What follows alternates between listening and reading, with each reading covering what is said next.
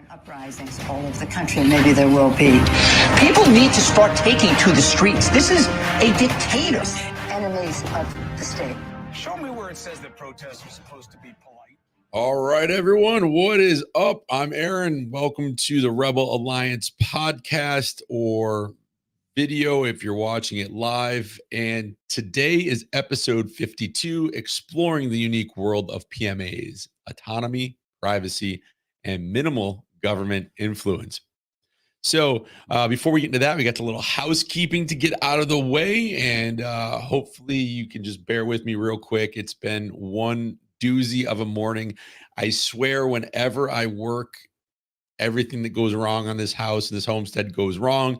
The days that I'm home, ain't nothing happening around here except just hanging out. So long story short, I am at work last night, and I'm so glad I've only got like 8 months left. And I get a text message at like 5:15 from Melissa. There's no heat in the house. And I'm like, are you kidding me? Because it's like 16 degrees, 17, maybe it was like 16. Yes, about 15, 16 degrees last night. I'm like, great. She's like, it's freezing in here. So I'm like, well, there's nothing I can do. Go in the furnace room, hit the reset buttons, let me know what happens. So it kicks on, kicks right back off. So long story said, my brother-in-law is an HVAC guy. He did the clean out for. I said, hey, is there anything you think I should check? And he gave me some ideas. So got home, bled the line. The oil or diesel fuel came out just like it should. Kicked back on, went off again after about 30 to 40 seconds. So then I said, all right, well, maybe it's the CAD sensor, is basically a sensor that says, hey, I see fire, so I'm going to let it burn. Took that all apart after watching some good old YouTube videos, and this is one thing about being a homesteader. You have to kind of learn how to do things on your own. Sometimes you got to do them on the fly. And I had already scheduled somebody to come out because I'm like, if I can't get this working, it's going to be sub-zero temperatures the next couple of days here. We're getting another snowstorm. So I said, I got to make sure that this thing's going because the fireplaces are only going to cut it so much and portable heaters. So clean that off, put it back together. Sucker fired right up, got up to 100 degrees, kept running. It's been running all day. So I went to bed late after I put together a pot beef stew for dinner tonight. And then I jumped into bed for about 2.5 hours. So that is where we're at. That's why it's now 3 p.m. Eastern Standard Time. And we are getting going. And, doing these live videos, I was like, I'm going to do 1 p.m. Eastern Standard all the time, or maybe 1:30. It's like everything that can be thrown at me to not do this is doing it, but I'm going to persevere and I'm going to get through this and we're going to do it. So that being said, let's get into the housekeeping. So if you are looking for more content on associations, common law, homesteading, preparedness, anything like that, feel free to head over to eastcoastpma.com. You can find some more information over there. You can also find past episodes, the audio version, as opposed to watching it here on YouTube or Rumble or in the Facebook group. So you can head over there. Now, if you are looking to start your association in 2024, whether it's because of the new financial crimes Treasury ownership thing, I can't think of the name of it off the top of my head right now. Where is it? I know I got it up here somewhere. The Financial Crimes Enforcement Network, the beneficial owner information. If you do not want to have to deal with that, or you're thinking of like, for me personally, I don't have an issue with it, but a lot of people do. Then maybe you want to start an association or unincorporated business trust. So you can find that information over at East Coast PMA. You can also find information over at the PMA Manifesto with the ladies that I work with over there. You can also find DIY templates. They're hybrids. They guide you through every step of the way to get your association up and running. If you want to, roll your sleeves up, put some work into it instead of, consulting with myself or Erica or the two Angelas. So that being said, you can go right over there and get that information and, check it out, get on the monthly newsletter. And I don't know if it's monthly, just get on the newsletter, because then we do our monthly live free calls. You can get on that and come in and get your questions answered by one of the four of us. So the last thing I always want to talk about is, we're all trying to live a more free life in this world and the way things are going. And one of the things that we can do to help live a freer life is take back our computer sovereignty. I have a embassy system here in my home.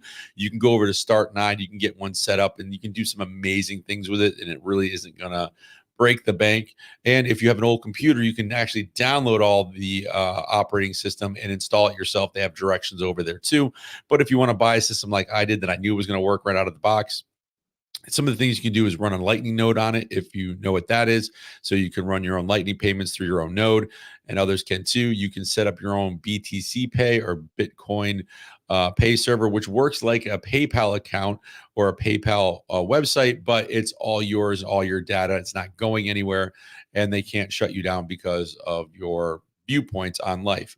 Then you can also do encrypted text messaging, which I think is huge. So instead of, you can still use the telegrams and the signals, but if you want to know something that's really end-to-end encrypted, it's only going through your server, then you might want to have that set up. You can also do ones that burn after reading. And there's a whole bunch of other things. You can have your own chat GPT where you can have access to language models to help you with stuff that's not one-sided by using OpenAI. So anyways, if you go over there, be sure to use the code Rebel Alliance for 9% off at checkout.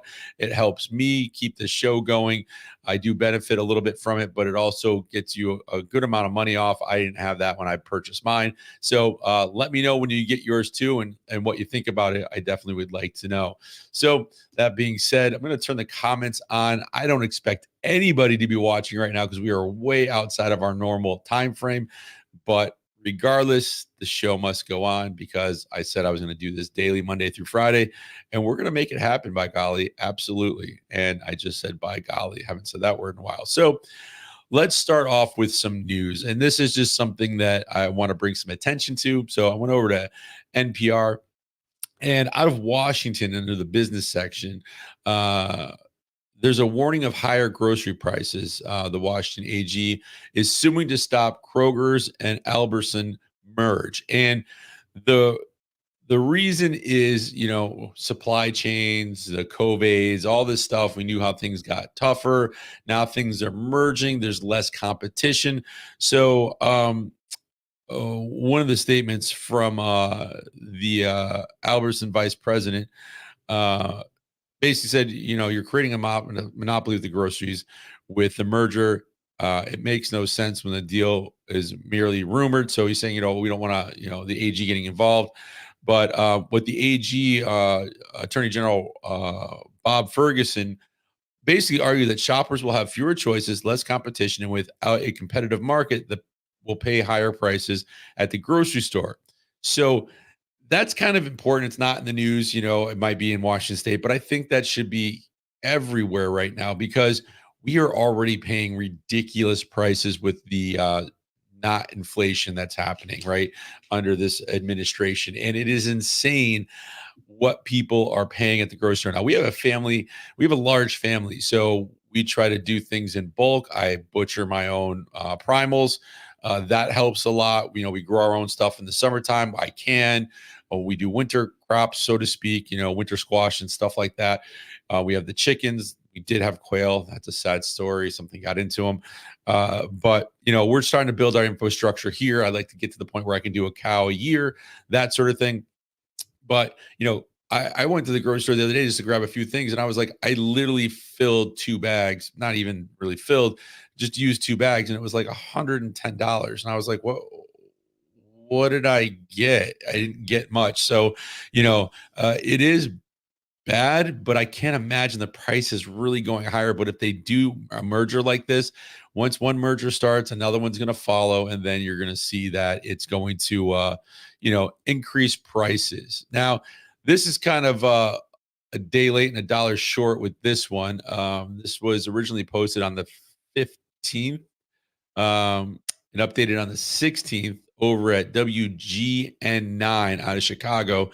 And boy, let me tell you, keep pushing those EVs because people are having a great time out there with the weather and the cold to the point where they have to have fossil fuel trucks come and pick up their cars and tow them back. So, keep pushing that agenda of EVs. Now, I think there is a place if you have the hybrids where it's the gas and the electric, makes kind of sense, but having a fully electric vehicle, kind of ridiculous. I mean, like I did in a podcast a few days ago, 40% of our energy comes from fossil fuel here in the United States.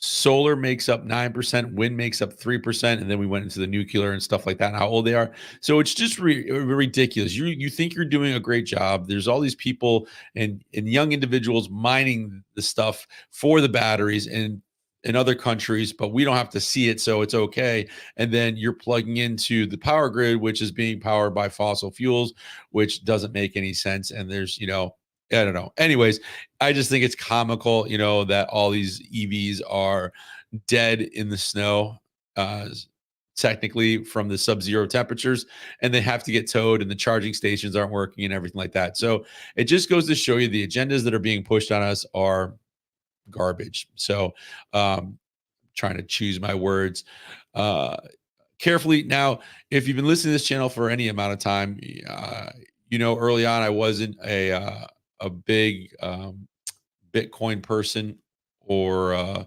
cryptocurrency. And then I started to wake up to it a little bit more. Then I started to realize I should kick myself in the rear for not getting cryptocurrency because I lived through the time where it came out and I could have bought Bitcoin for 2 cents or whatever the heck it was when it first came out and could have, been one of those Bitcoin millionaires. And I don't have a problem with Bitcoin. I like Bitcoin. I think it's a very stable way of stacking sats and securing your wealth, I guess is the best way to put it. And I found it very interesting that in the National Pulse, there was a quote from former President Donald Trump, who just took Iowa by storm, which was pretty crazy. And he's basically saying this would be a dangerous threat to our freedom. It will stop it from coming to, I will stop it from coming to America. We are also going to put in place strong protections to stop banks and regulators from trying to debank you for your political beliefs.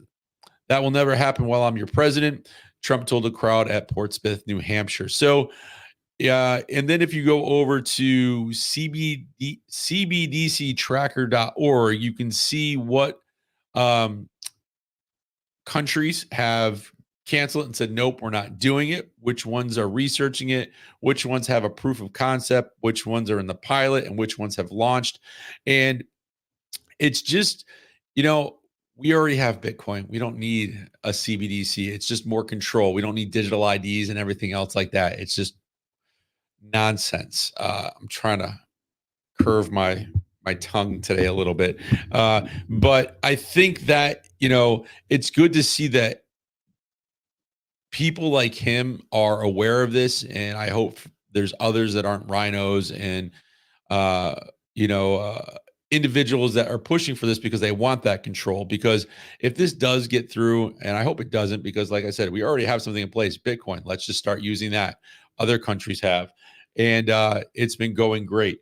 But that being said, it's good to see that it's out there in the news and this is being brought up and it's not just getting pushed aside like, everything else that has with how the news cycles turn. So that was my last thing. I think, not only should you have gold and silver, I like to buy gold backs. I like to buy my silver through Liberty Dollar Financial Association or sometimes the pawn shop. But I also think that crypto has its place. And, for long-term wealth, so to speak, I like holding crypto. I like being self-custody of it. I like having 12 to 14 passwords that I don't need to give anybody. And good luck trying to get my stuff. And if you try to come after me to get my crypto, I'm going to move it somewhere else to another wallet before you have a chance. So it's just one of those things as wanting to be left alone and just to be private and to be free to live my life. It's just one of those things where I know it has a value to it, unlike our dollar. And, it was born in a recession. It's going through a recession. It's still there. Yes, it fluctuates. It goes up and down. But if you go over to the Bitcoin breakout through Jack Spirko, he does a real good on it. That's where I kind of learned a lot of my stuff because I am just, barely scratching the surface. All I know is that it's good. I like how fast it is when you use Lightning. And I like the fact that I can have self-custody of it. And unlike, my debit card or bank account where it's in somebody else's digital vault, I guess is the best way to put it, I can log into my cold storage, pull some money out, throw it onto my strike or my fold card, and then I can use it that way if I want to, or I can just keep stacking stats. So that being said, let's get into today's topic.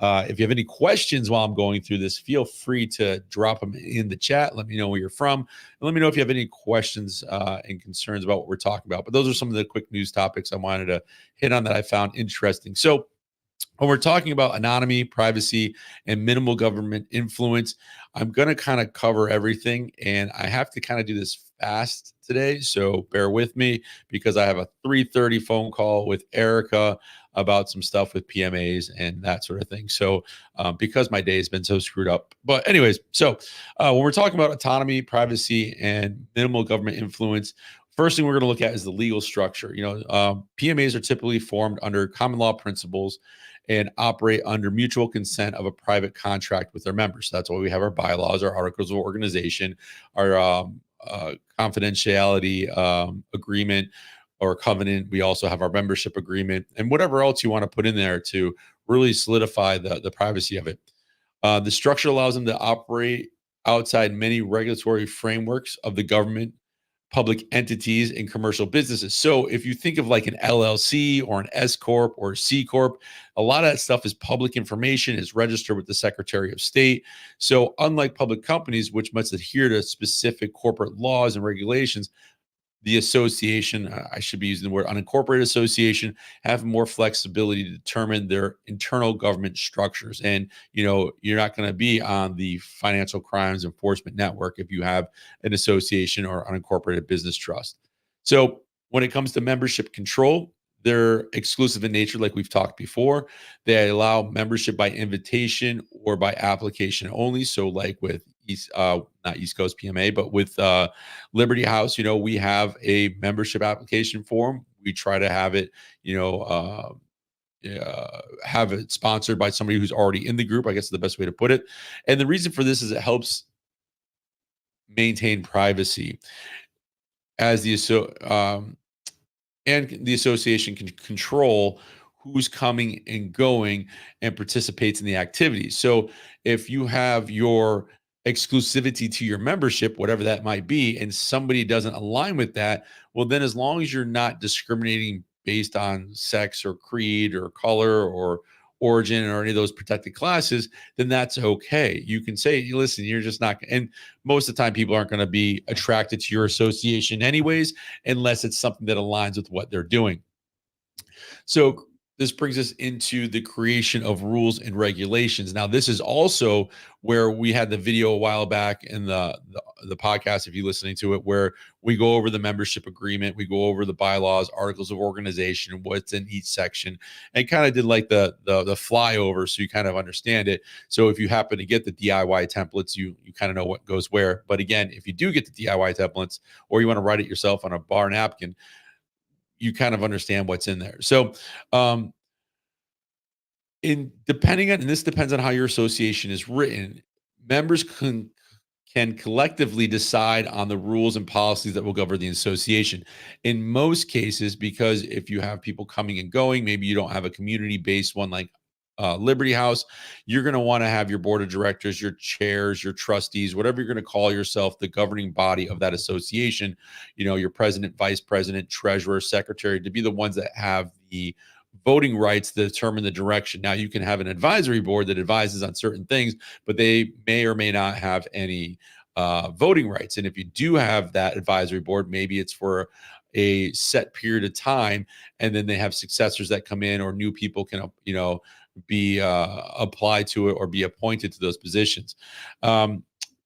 This is, again, unlike a LLC or S corp or anything that's incorporated, you're going to manage yourself as opposed to having external regulators and public shareholders, if they have shares to a company, coming in and basically telling you how things have to be run. And this can cover a wide range of topics, from membership requirements to management of the association's activities. And again, that's why this is all important, to have all this stuff detailed in your bylaws and your articles of organization. Now, this one, when I was putting this together, I'm trying to do it to where if you have an association, you're going to have to determine your risk tolerance and what you want to do or how you want to live in the gray areas, so to speak. So, like if you have a food association or you're doing homesteading and people are growing stuff, maybe you're selling raw milk, maybe it's labeled for animal consumption only. Just saying. So, compliance with overreaching laws. While the PMA does have autonomy, they are not above the law, right? So you can't break national and state laws, and the law of the land is the U.S. Constitution is the supreme law of the land. So just keep that in mind while I'm talking about this. Um, this means while they can create their own rules in many areas, the rules cannot um, contradict, the criminal laws, tort laws, stuff like that. So, again, my example is that, you can't use a PMA to conduct illegal activities like run a brothel, sell fentanyl, whatever it is, so you still have that privacy and everything like that, but you can't be breaking those laws. Uh, Autonomy for government, governance. This is kind of touched on earlier, but unlike public companies, the PMAs are self-governing. They're governed by their board of directors, or whatever they're going to call themselves. They make their own rules and regulations. They agree upon, what a member requirements are, how a member is removed if they're not obeying those requirements, and that differs, like I said earlier, immensely because your public entities don't have that ability. They have public regulations that they have to follow and that sort of thing. Again, you just be, and I have to reiterate this because there's a lot of people say, well, once you have an association, you can do whatever you want. That's not the case. Because if you have an association, you still can't break criminal laws and that sort of thing. You still can't operate illegally. Now, this is a big point of this next one, confidentiality of record. And this, we have the cases of, NAACP versus Alabama. And I'm trying to put some other cases together that kind of cover this stuff so you can see it. But the records and internal affairs of the association are typically kept confidential. You don't need to provide them to anybody. We've had cases here where ministries were challenged that they were operating unlicensed daycare facility or unlicensed school, and they want to know how many children are there. You can say, yeah, I've got 10 children, but I'm not giving you their names and their addresses because you don't want these people going after them. And you also, with the financials, you don't have to disclose the financials or operational records for transparency, unlike a regular corporation that has to put all that stuff out there.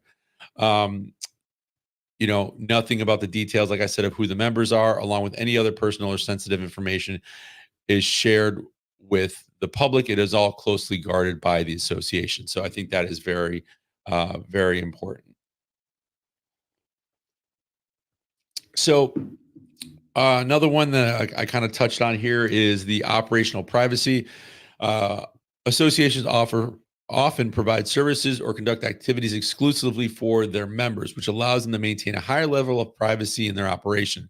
They're not obligated to serve the general public. So when we talk about, exclusivity, not open to the public. So, we're private. We don't offer public accommodations. Nobody can just come in and walk off the street and say, hey, I want to buy goat's milk or whatever it is that you're doing, or hey, I want to drop my kid off here. There's all a process to it to show, if you are challenged, that you are private and you are exclusive. So they are, again, like I said, it's not obligated to serve general public, and this exclusivity helps in shielding their internal operations from external scrutiny. So again, like I always say, it's between you, your members, and a fence post. And you have to remember that because, as I say, loose lips sink ships. And you want to make sure that if you are operating privately and you are within your association, you're doing it properly. And you're not putting all your business out on Facebook. You can post photos and give general overviews, or if you're advertising for membership, you can say, hey, we are a private association. Here's some of the benefits of joining, go through the application process today or something like that. This one I've always touched on, and I didn't early on until I went back to school to pursue my law degree. And then I realized that this is something that, we don't want to, I think pointing the court at somebody or a police officer or anything like that is like pointing a loaded firearm at somebody. Like, you should be handling any disputes yourself first. So like, your neighbor hasn't cut his lawn, or in this case, let's say it's wintertime, they haven't shoveled their sidewalk, you have one in front of you. Instead of calling the town, like I used to work 16-hour days. I'd get home after a snowstorm, I'd have the PD knocking on, local PD, be like, hey man, lady called, complained she couldn't walk because you haven't snowblowed. I'm like, well, I worked third shift, first shift, and now I'm just getting home. It's now what would be second shift, 3 o'clock in the afternoon. I'm going to sleep and then I'll go out and do it. Instead, she could have just knocked on the door and said, hey, can you throw some salt or sand down, or what have you? So try to handle those disputes internally first. You don't want them to go into a courthouse. And in most cases, the judge is going to look at it and say, well, where are your bylaws and articles and organizations? How does it say you don't have to handle disputes? And that's why I've started adding alternative dispute resolution, where you can get that third party and have it binding or non-binding arbitration. And that way there, you're alleviating yourself from having to get into the judicial system. The last one, which I'm actually doing pretty good on time. So if you have questions, feel free to jump into the chat and put them in the chat, or can be on this topic or just in associations in general. Or let me know how the weather is in your area, because like I said, coming home to a house with no furnace working today, it was pretty chilly in here. I think it was down to like 52, but luckily we got it working. So limitations and challenges. So despite their autonomy, PMAs may face challenges, particularly in their internal rules conflict with public policies, or if they are seen to be circumventing legal requirements. Additionally, while they can govern themselves in many aspects, they might still need to interact with the public system and entities, especially for financial, tax, and some legal matters. So again, taxes is a whole nother topic, but what's going to happen and where we see a lot of pushback is through the education associations or ministries, because the state wants their licensing department to collect their money and their revenue and stuff like that. Or what we're seeing with Amos Miller's farm being, going after them again for selling, products that their members want and need based on their, health situations. So I always try to tell people that, this is just one of the tools in the toolbox of privacy and living a little bit more of a free life with, how fat our government has gotten and how overreach it has gotten. So there are going to be challenges. Just because you have an association doesn't mean you're not going to be challenged. Just because, you don't you have a group of people getting together and you're like, we're going to go forage. Well, maybe you have some Department of Environmental Protection clown out there saying, hey, you can't pick those mushrooms, you don't know what you're doing.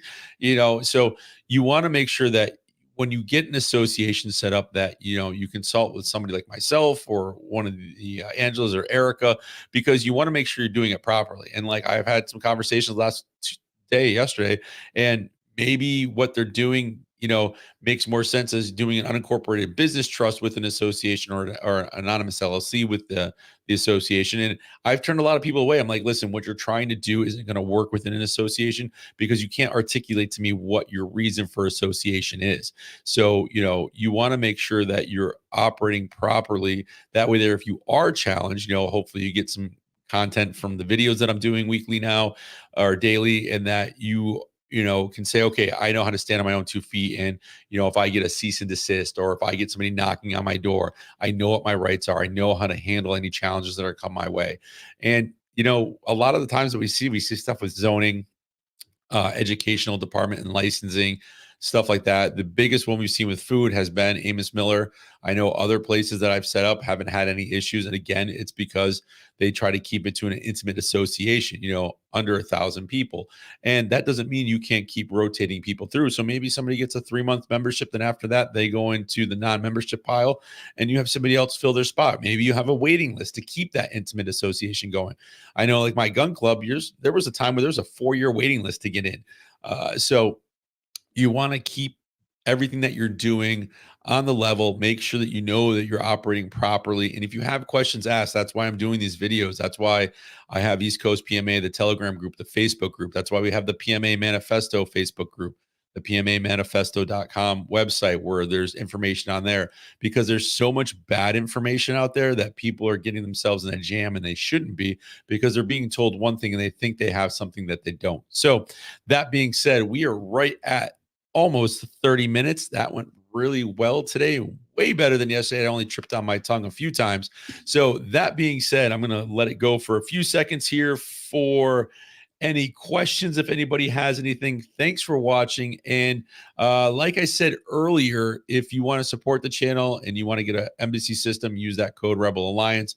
And there's some stuff over at East Coast PMA you can utilize to help keep this channel going and support me by doing this. This does take time away from the family, and this 2.5 hours of sleep and making sure I get these out is starting to catch up with me. So again, always ideas for coffee that is really good and strong to keep me going. I would appreciate it. But thank you for watching. Thank you for spending your time with me. I do appreciate it. We do have a live call coming up for the Inner Circle and some newer stuff on the East Coast PMA page. So I will get that out in a newsletter and post for the Inner Circle people. We'll do at least about an hour on a video call using Meetin. And again, thanks for watching. I will talk to you real soon, and I will see you on the next episode. Peace and enjoy your day. Risings all over the country, maybe there will be.